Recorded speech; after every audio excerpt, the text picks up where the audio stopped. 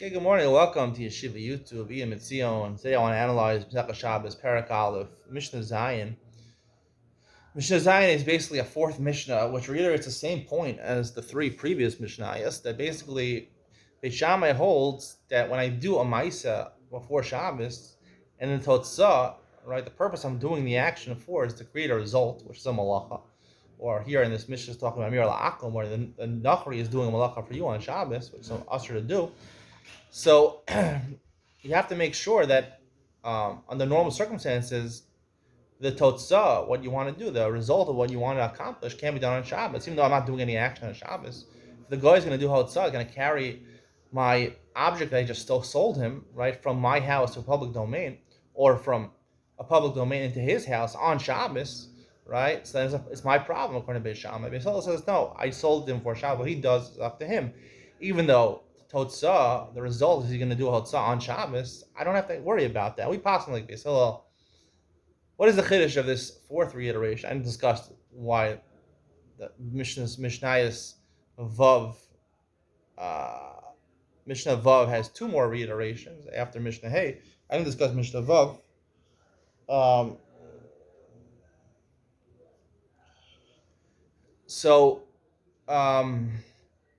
I like to suggest over here that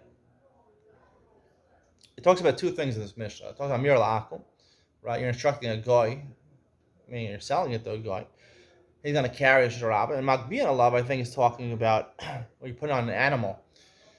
So the chiddush of this Mishnah, according to Beit Shammai, is here we're talking about Shvisas Behemto. In the previous Mishnah, we're talking about Shvisas Kalam, right? By Shvisas Kalav, right?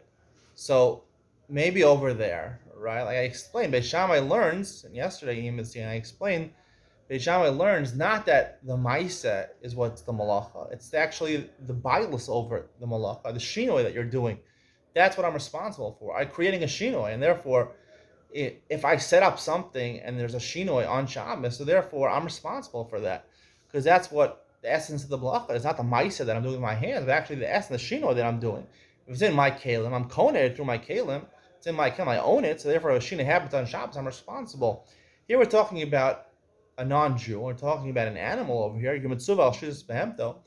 So maybe Beit Shammai makes a chiluk. They say when it comes to shvisas kalov, when it comes to inanimate objects, malacha being done on my kalim. So that there's no way of ascribing that to a person. So we have to view the malacha as bilos, shinoi, right? Because it's in a kli, it's in an animate object. We can't peg it on a person. There's no one doing anything now.